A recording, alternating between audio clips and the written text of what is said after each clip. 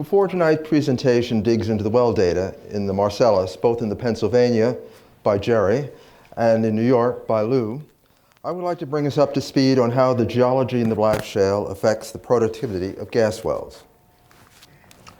By now you've heard that to get gas out of the Black Shales, wells are drilled vertically down to the shale and then horizontally within it.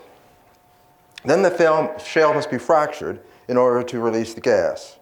But all black shales in the Marcellus are not equally endowed with gas. You can't just drill anywhere and expect to turn a profit. The most important properties: organic content, thermal maturity, thickness, and depth. We'll take a look at each in turn. It is the organic matter in shales that breaks down to form the gas. No organics, no gas. Black shales like the Marcellus have more than 2% organic matter. These are rock samples cored from a well. Here you see the interbedded black shales and gray siltstones. The total organic content is the most commonly reported measure of organic matter. The New York State Geological Survey measured the TOC profiles across Marcellus layer in wells throughout the southern tier here, choosing one or more deep wells in each one of these counties. The results shown here are for the most organic rich sample across each one of those profiles. This is an update of the 2009 map, which is copied in the SGICE. Clearly there's enough organic matter in most of the central southern tier, particularly in these two areas. In contrast, the prospects do not look particularly good for the eastern southern tier in and around the Catskills. For the wider region, here is an estimated TOC based on the radioactivity of the rocks. In general, the more uranium there is in the rock, the more carbon. In New York, we see the same general trends with highs here and here. In Pennsylvania, where there's spectacular production, in general we see pretty average levels of carbon.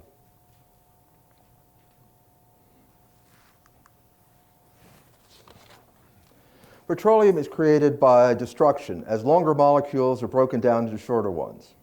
Heat is required to break down organic matter into gas, heat that leaks up from the inside the earth. As the rocks are buried deeper and hotter, the plant matter is broken down to kerogen, which is something like tar. In the hotter oil window, the kerogen is broken down to oil. Then in turn, the oil is broken down into a mixture of natural gas, liquids, and methane, which is known as wet gas or immature gas. With even more heating,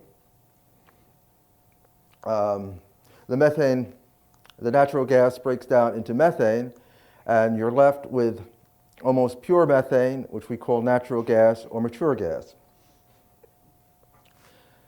More heating still, and the natural gas begins to break down into carbon dioxide, what we call overmature gas.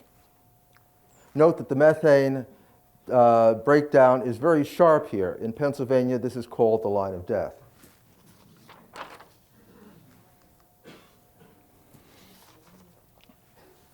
Each layer in a sedimentary sequence is heated hotter than the layer above it. So for thermal maturity, we must consider each layer individually. This is a temperature map for the Devonian layer, which includes the Marcellus.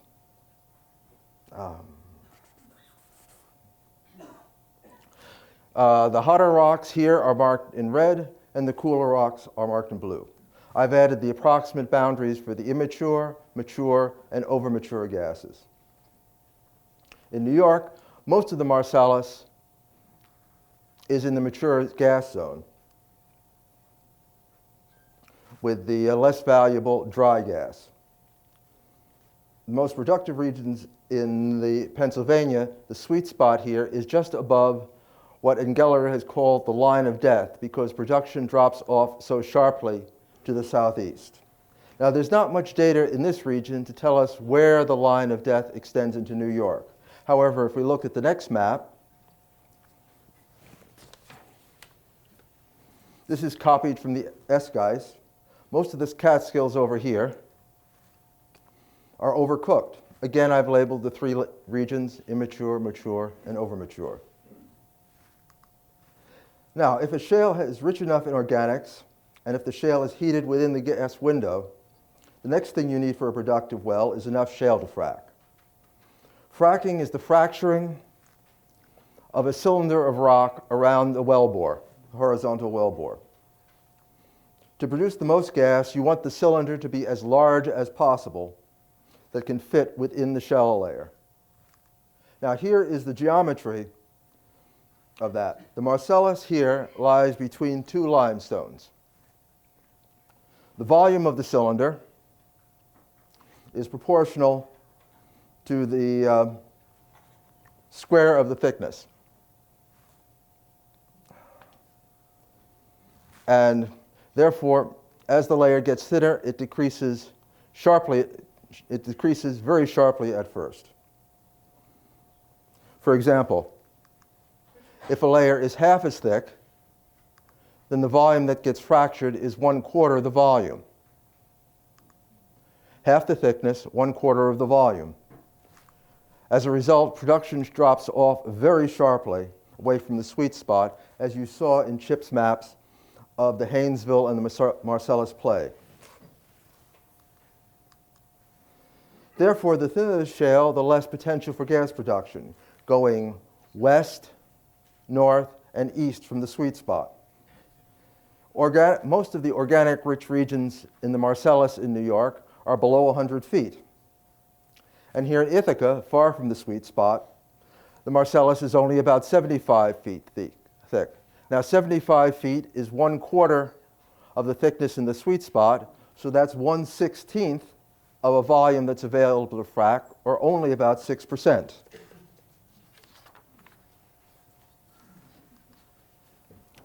Depth and pressure also affect productivity. The Marcellus shale has natural spaces to store gas, both in the visible fractures and the microscopic pores.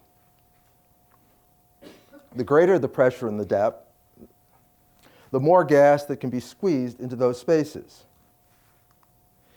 Even if you have enough gas down in the shale, you still have to get it to the surface.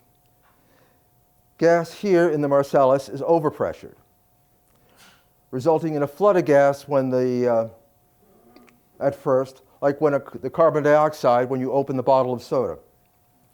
After the initial release from the fractures, the gas must be pushed out of the rock. This graph shows how the pressure increases as you go down into the earth. This line here is the pressure in the rock, and this line here is the pressure in a well filled with water. It is the difference in pressure between these two that drives the gas into the well. This factor is so important that down in Pennsylvania, the operators will build the well on the hilltop rather than the valley to get a few hundred feet of extra pressure. Therefore, the shallower shale, the less potential for gas, going west, north, and east from the sweet spot. Here in Ithaca, far from the sweet spot, the Marcellus is just over 2,000 feet deep.